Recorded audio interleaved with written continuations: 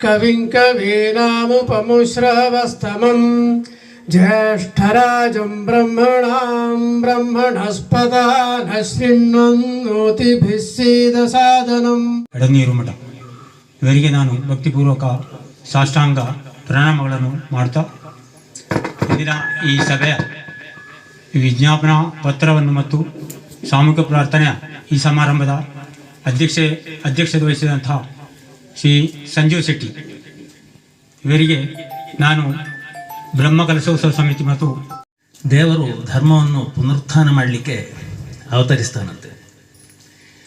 ಹಾಗೆ ಅವತರಿಸಿದವರಲ್ಲಿ ಶ್ರೀಶಂಕರ ಅಥವಾ ನಾವು ಶ್ರೀ ಶಂಕರಾಚಾರ್ಯರು ಅಂತ ಕರಿತೇವೋ ಅವರು 6ನೇ ಶತಮಾನದ ಆದಿಯಲ್ಲಿ ಇಲ್ಲಿ ಅವತರಿಸಿದರು. ಜನರ ಸ್ವಾತಂತ್ರ್ಯಕ್ಕೆ ವಿರುದ್ಧವಾದಂತಹ ಕಾನೂನನ್ನು ಪ್ರತಿಪಾದಿಸಿದರೆ ಈಗಿನ ಕಾಲದಲ್ಲಿ ಅದನ್ನು ಪ್ರಶ್ನಿಸುವುದು ನ್ಯಾಯಾಲಯಗಳಲ್ಲಿ. ಶ್ರೀ ಶಂಕರಾಚಾರ್ಯರ ಪರಂಪರೆಯಲ್ಲಿ ಬಂದಂತಹ ಶ್ರೀ ಶ್ರೀ ಕೇಶವಾನಂದ ಭಾರತಿಗಳು ಶಂಕರಾಚಾರ್ಯರು ಆ ಕಾಲದಲ್ಲಿ ಹೇಗೆ ಪ್ರಸಿದ್ಧಿಯಲ್ಲಿದ್ದರೋ ಅದೇ ರೀತಿಯಲ್ಲಿ Keshavananda Bharati versus state of Kerala ಅಂತ ಹೇಳುವಂತಹ ಜಡ್ಜ್ಮೆಂಟಿನ ಮೂಲಕ ಲೋಕ ಪ್ರಸಿದ್ಧರಾದರು. ಪೂರ್ವಾಶ್ರಮದಲ್ಲಿ ನಮ್ಮ ತಂದೆಯವರ ಶಿಷ್ಯರಾಗಿದ್ದರು ಅಂತ ಹೇಳಲಿಕ್ಕೆ ನಾನು ಹೆಮ್ಮೆ ಪಡ್ತೇನೆ. ನಮ್ಮ ಮೌವಾರ್ನ ಕಾರ್ಯಕ್ರಮಗಳಲ್ಲಿ, ನಮ್ಮ ಭಜನಾ ಮಂದಿರದ ಕಾರ್ಯಕ್ರಮಗಳಲ್ಲಿ, ಮೌವಾರ್ ಶಾಲೆಯ ಕಾರ್ಯಕ್ರಮಗಳಲ್ಲಿ, ಅಗಲ್ಪಾಡಿ ಹೈಸ್ಕೂಲ್ನ ಕಾರ್ಯಕ್ರಮಗಳಲ್ಲಿ, ದುರ್ಗಾಪರಮೇಶ್ವರಿ ದೇವಸ್ಥಾನದ ಕಾರ್ಯಕ್ರಮಗಳಲ್ಲಿ ಅಥವಾ ನಮ್ಮ ಸುತ್ತಮುತ್ತಲಿನ ಗೋಸಾಡ ಮಹಿಷಮರ್ದಿನಿ ಕ್ಷೇತ್ರ, ನಾರಂಪಾಡಿ ಶ್ರೀಪಾದಂಗಳವರು ತಮ್ಮ ಅಮೃತ ಹಸ್ತದಿಂದ ಮಾಡಲಿಕ್ಕಿದ್ದಾರೆ.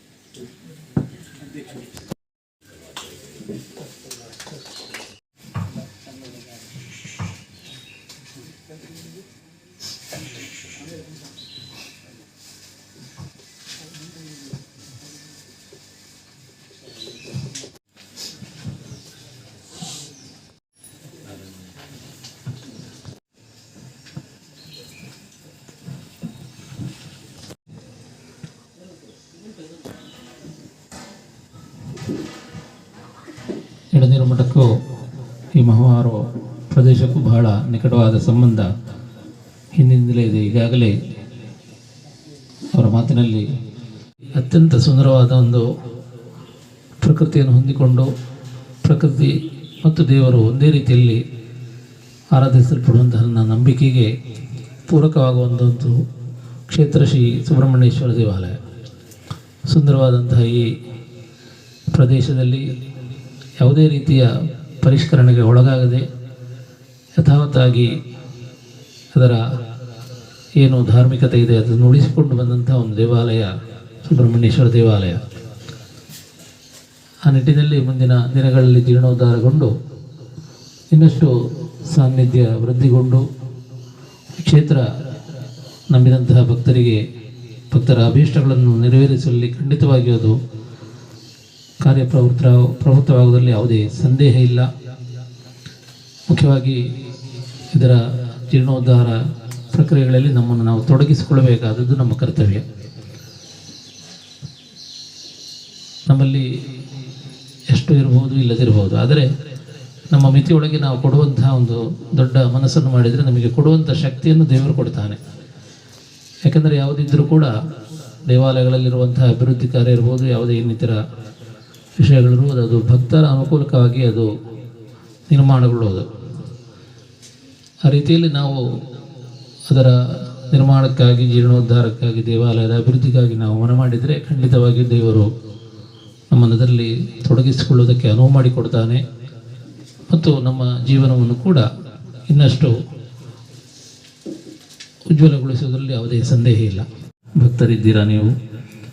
ಎಲ್ಲರಿಗೂ ನಮ್ಮ ಆರಾಧ್ಯ ಮೂರ್ತಿಗಳಾದ ಶ್ರೀ ದಕ್ಷಿಣಾಮೂರ್ತಿ ಗೋಪಾಲಕೃಷ್ಣ ಸ್ವಾಮಿ ಹಾಗೂ ಸ್ಥಳದಲ್ಲಿ ನೆಲೆಯಾದಂತಹ ಶ್ರೀ ಸುಬ್ರಹ್ಮಣ್ಯ ಸ್ವಾಮಿ ಆಯುರಾರೋಗ್ಯ ಭಾಗ್ಯಗಳನ್ನು ನೀಡಿ ಹರಸಲಿಂದ ಸಂದರ್ಭದಲ್ಲಿ ವಿಶೇಷವಾದ ಪ್ರಾರ್ಥನೆಯನ್ನು ಸಲ್ಲಿಸ್ತಾ, ದೇವಾಲಯ ಅತಿ ಶೀಘ್ರದಲ್ಲಿ ಜೀರ್ಣೋದ್ಧಾರಗೊಳ್ಳುವಂತೆ ಮತ್ತು ಅದಕ್ಕಿರುವಂಥ ವಿಘ್ನ ಅಥವಾ ಇನ್ಯಾವುದೇ ಅಡೆತಡೆಗಳಿದ್ದರೂ ಕೂಡ ಅದು ನಿವಾರಣೆಯಾಗಿ ನಿರ್ವಿಘ್ನವಾಗಿ, ನಿರಾತಂಕವಾಗಿ ಇದರ ಕಾರ್ಯಗಳು ಸಾಂಗವಾಗಿ ನೆರವೇರಲಿ ಅಂತ ಕೂಡ ಮತ್ತೊಮ್ಮೆ ಪ್ರಾರ್ಥನೆಯನ್ನು ಸಲ್ಲಿಸ್ತಾ ಮಾತಿನಿಂದ ವಿರಮಿಸ್ತಾ ಇದ್ದೇನೆ.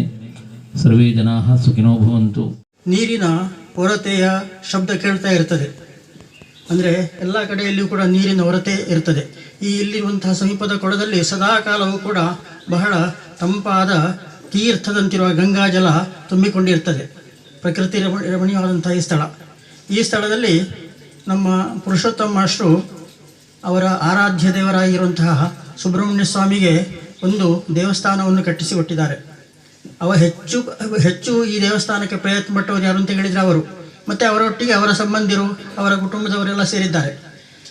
ಈಗಾಗಲೇ ಇಲ್ಲಿ 2 ಬ್ರಹ್ಮ ಕಲಶಗಳು ಜಡಿದವು.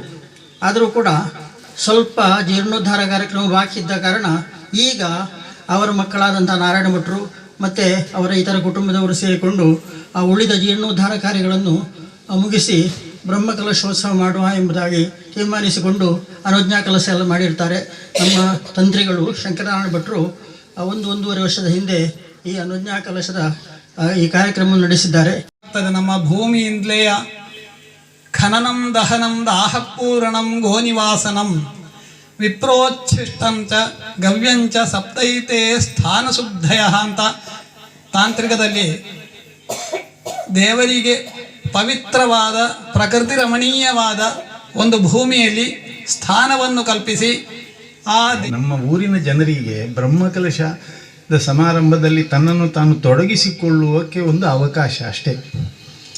ಕ್ಷೇತ್ರ ವೃದ್ಧಿ ತಿಳಿದವರು ಹೇಳ್ತಾರೆ, ಬೇರೆ ಬೇರೆ ರೀತಿಯಲ್ಲಿ ಹೇಳ್ತಾರೆ. ಗುರುಗಳಲ್ಲಿರುವಾಗ ನಾವು ಹಾಗೆ ಮಾತನಾಡುವುದಲ್ಲ. 2 ವಿಧದಲ್ಲಿ ಕೆಲಸ ಮಾಡಲಿಲ್ಲ. ಅವರೇನು ಮಾಡ್ತಾರೋ ಅದರ ಹಿಂದೆ ನಾವು ಇದ್ದೇವೆ ಹೊರತು ನಾವು ಅವ್ರದ್ದು ಮುಂದೆ ಹೋಗಲಿಲ್ಲ, ಹೋಗುವುದೂ ಇಲ್ಲ ಎಂಬ ಉದ್ದೇಶ. ಹಾಗಾಗಿ ಬಾಲಕೃಷ್ಣ ಭಟ್ರು ಏನು ಹೇಳಿದರು ಅದೇ ನನ್ನ ಅಭಿಪ್ರಾಯ ಅಲ್ಲದೆ ಬೇರೆ ಅಭಿಪ್ರಾಯ ಹೇಳಲಿಕ್ಕೆ ಏನೂ ಇಲ್ಲ.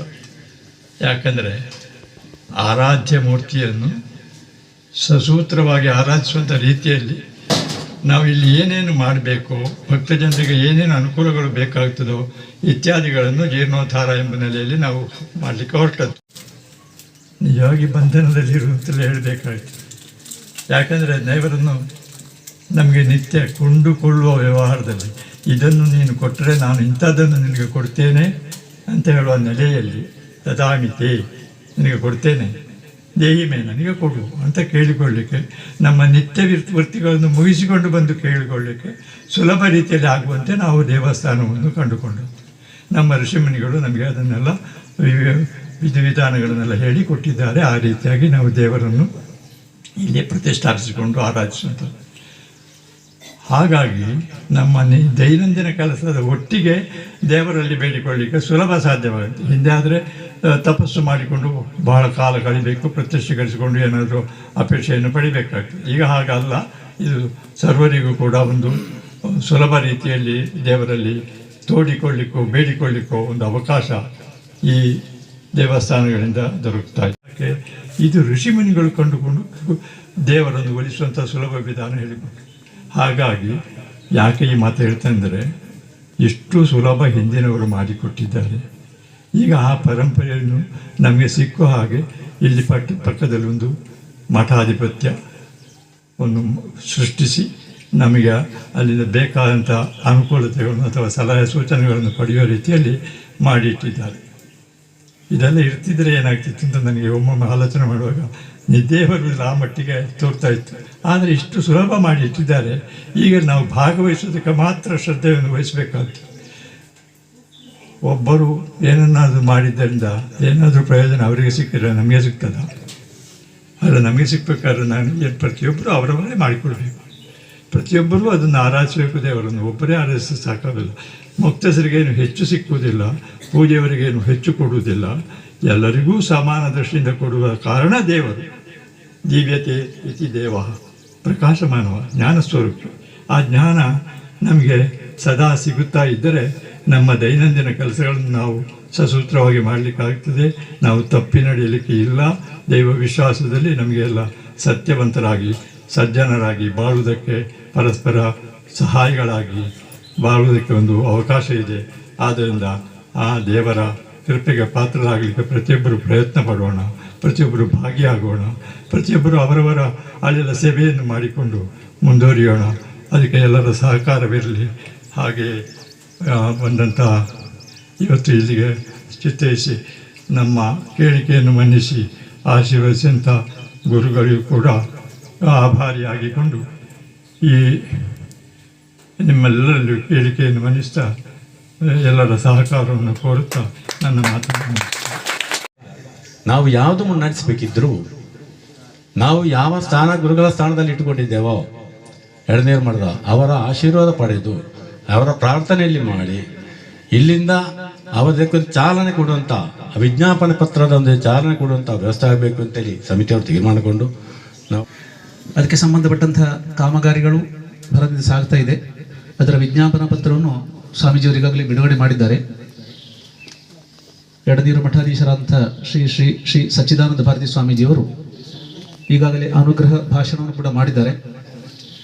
ಅವರಿಗೆ ಕ್ಷೇತ್ರದ ಬ್ರಹ್ಮಕಲಶೋತ್ಸವ ಸಮಿತಿ ಹಾಗೆ ಎಲ್ಲ ಉಪಸಮಿತಿಗಳು ಹಾಗೂ ಇಲ್ಲಿ ಸೇರಿದ ಎಲ್ಲ ಬಂಧುಗಳ ಪರವಾಗಿಯೂ ಅತ್ಯಂತ ಶ್ರದ್ಧೆಯಿಂದ ಭಕ್ತಿಯಿಂದ ಈ ಕಾರ್ಯಕ್ರಮದಲ್ಲಿ ಭಾಗವಹಿಸಿದ ಎಲ್ಲರಿಗೂ ಕೂಡ ಅವರಿಗೆ ಅನಂತ ವಂದನೆಗಳನ್ನು ಅರ್ಪಿಸ್ತಾ ಇದ್ದೇನೆ.